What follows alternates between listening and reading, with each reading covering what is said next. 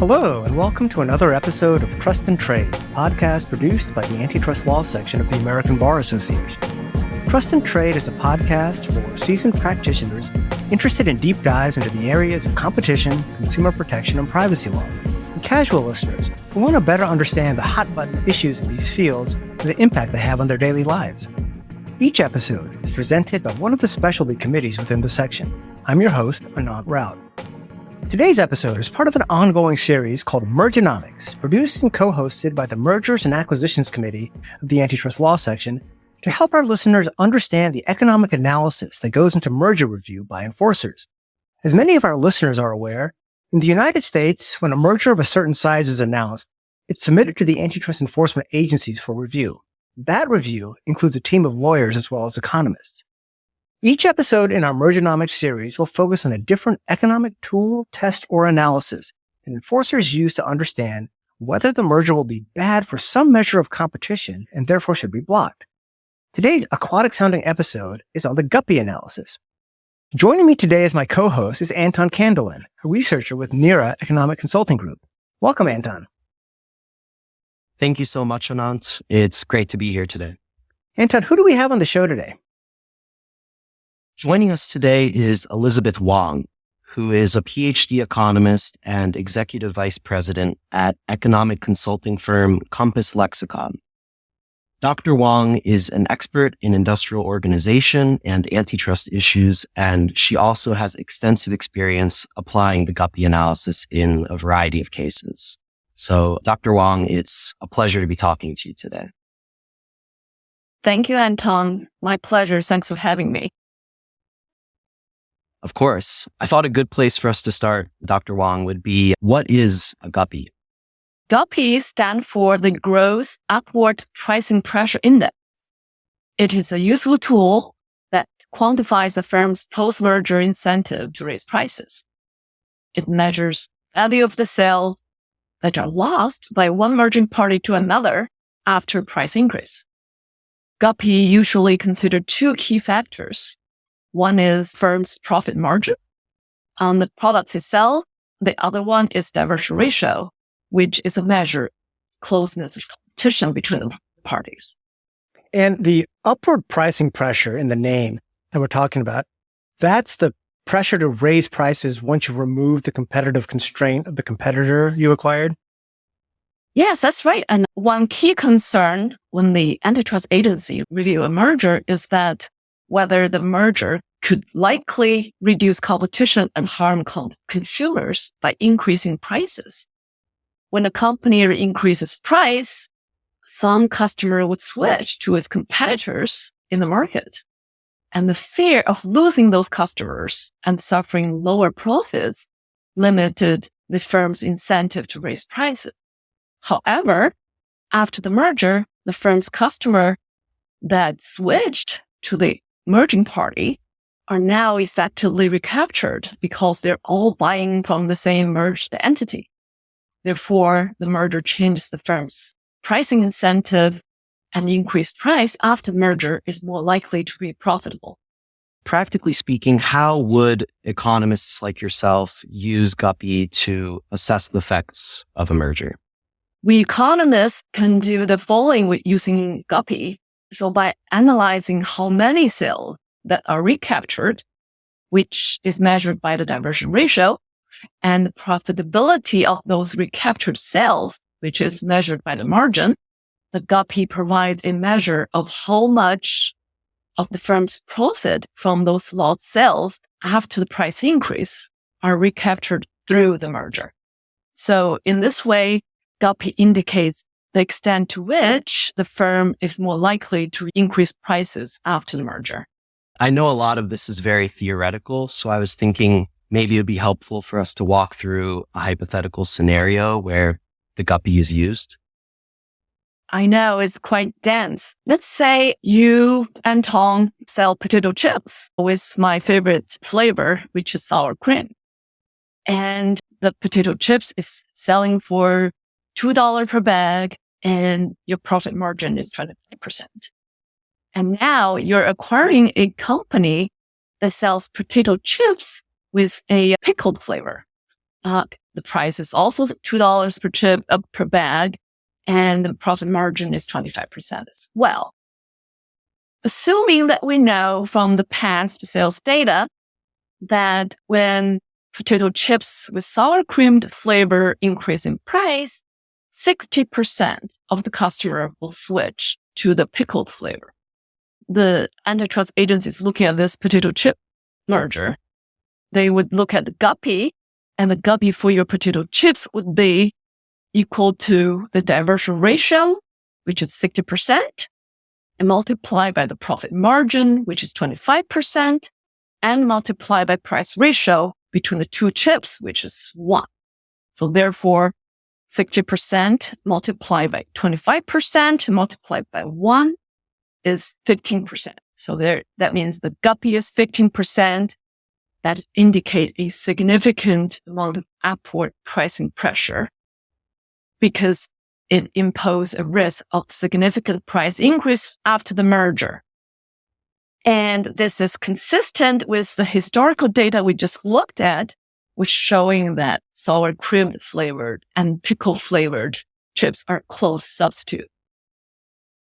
In practice, a merger is unlikely to raise significant anti-competitive concerns if the GUPPI is small.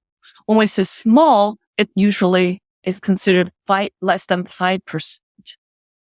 If the GUPPI is greater than 10%, the merger is likely to indicate significant unilateral effect as the merged firm face more pressure to raise their price. So, in summary, the higher the diversion ratio, the higher the GUPPI. Second, the higher the margin, the higher the GUPPI. Third, the higher the price ratio, the higher the GUPPI. And a high GUPPI would indicate significant competitive concern in the merger. Thanks a lot for that potato chip example. That was really helpful. I got a bit hungry listening to it because it's close to lunchtime as we're recording this. I was thinking, now that we know what GUPPI is, it would be good to discuss what are some of the benefits of using GUPPI in particular as a tool in merger and acquisition analysis, as opposed to other tools, particularly in the context of horizontal mergers. Anton, that's an excellent question. There are a number of tools to analyze a merger and acquisition. And one benefit of the GUPPI test is that is based on principles that do not rely on the market definition of the merger. In recent years, there are many mergers that involve market where the products are difficult to align and the market definition is difficult to find exact boundary, especially for those involving differentiated products. When using GUPPI, however, we can rely on the closeness of competition between the merging parties to assess the unilateral issues. Therefore, the GUPPI is particularly effective when we do not need to rely on the exact market definition. That was really helpful, Dr. Wang. Now that we understand how exactly GUPPI measures the price impact of a merger and how GUPPI is calculated, I was thinking it would be helpful if we could walk through some real-world applications in which the GUPPI has been used, either in a case that you've worked on directly or in a case that we may have heard about in the news somewhere. Sure. I would like to talk about a recent case that received a lot of media attention. That was the proposed merger of Penguin Random House and Simon Schuster. Those are the largest book publishers in the United States. In November 2020, Penguin Random House agreed to buy Simon Schuster in a deal, which the merged party would be the largest book publisher in the country. Part of the case, the DOJ argued that the combined entity would create monopoly power that would result in lower advance payment to authors. Oh, by the way, the term monopoly power refers to the situation where there's limited number of buyers of a good or service. For example, a coal company is the primary employer of a town. It has monopoly power that can reduce the wage of coal miners. So now back to the Penguin Random House case. The author often shop around to find different publishers to find as much advance payment as possible. The DOJ argued that if the number of publishers significantly reduced, that would lead to a reduced number of advance payment for the authors, which would harm the author's ability to write books and reduce the book output. So in one of the DOJ's analysis in the case, it conducted a number of GUPPI analysis, and those GUPPI models predicts that there are significant reduction in the advance payment for the authors after the merger. And that model allow for a different number of model and diversion ratios. And in that case, the GUPPI analysis is one key evidence that the court relied upon to reach its decision. That's fascinating, especially because that's a case that a lot of us in the economics community and even outside of the economics community have heard about already. I had no idea that GUPPI was an important part of that particular case. I'm also aware that in your own casework, you've used the GUPPI test quite extensively, especially in one of your experiences with a Chinese agency that you worked with. I was wondering if you'd be able to expand on that a little bit. About a dozen years ago, I worked as an outside economist to review a high-profile global mergers for the Chinese merger review agency. In that case, I introduced GUPPI to the case team, and they were very keen to learn more about the tool. They asked me to show them the economic model and how to derive the GUPPI formula. And since then, the Chinese agency has been using GUPPI quite frequently in its recent merger reviews. So it sounds like GUPPI is being used in a wide variety of cases, and that certainly means that it's useful to a large extent. I was thinking maybe it would be good for us to discuss some of the criticisms and limitations to the GUPPI metric. I know that some critics of the metric argue that the GUPPI test is a static analysis that's more focused on demand side factors.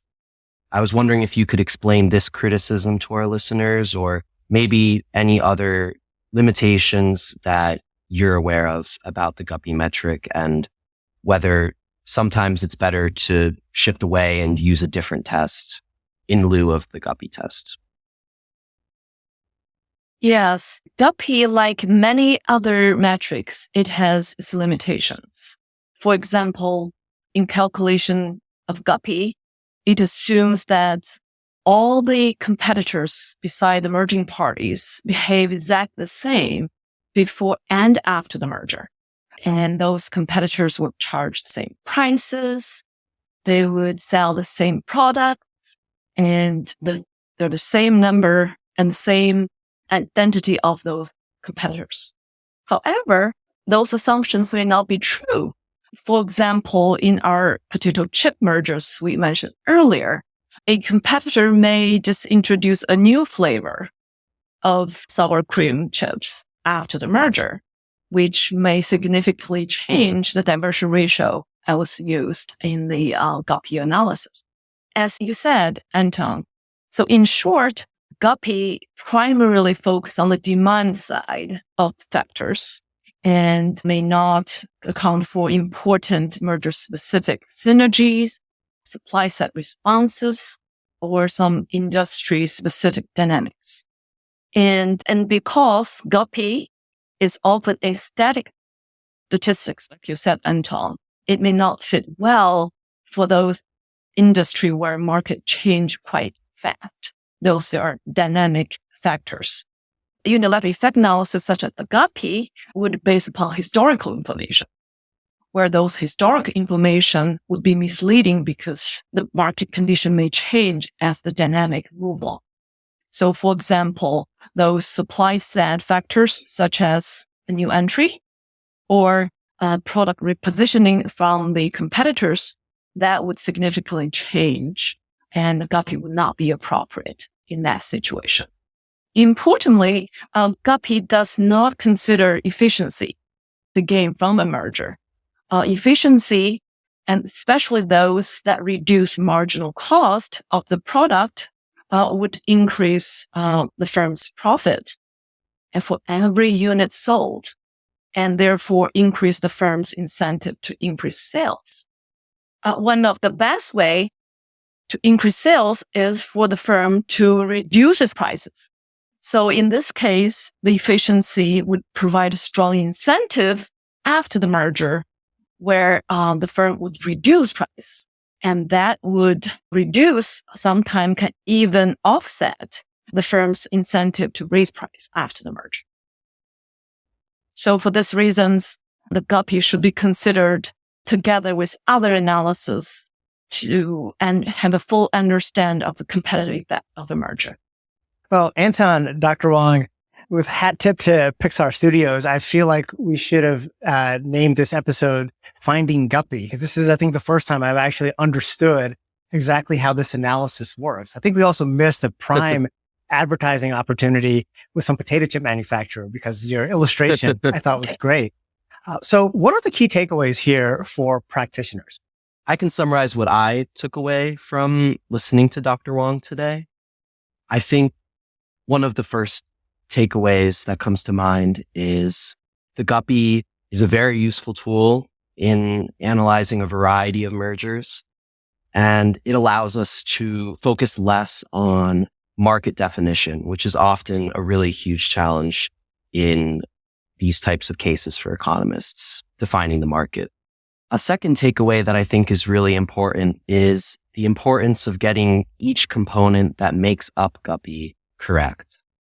And in this case, that would be getting the diversion ratio correct and the margin correct. Because without getting each individual component of GUPPI right, the actual GUPPI number will be incorrect. The last takeaway from this podcast that I think is really important is GUPPI is only one of many tools that economists can use to help assess the effects of a merger. And it's important, as always, to do a holistic view of potential anti-competitive harms of a merger. And like any tool, GUPPI has its limitations and criticisms. Well, we cast a wide net in our discussion of GUPPI. We plumbed the depths of this analysis, and I've exhausted all of my fishing metaphors. So, Anton and Dr. Wang, thank you so much for walking us through just exactly what a GUPPI analysis is and how you use it. To our listeners, if you enjoyed this discussion, be sure to catch other episodes in our Mergernomics series. And as always, be sure to subscribe on your podcast platform of choice, and we'll see you next time on Trust and Trade.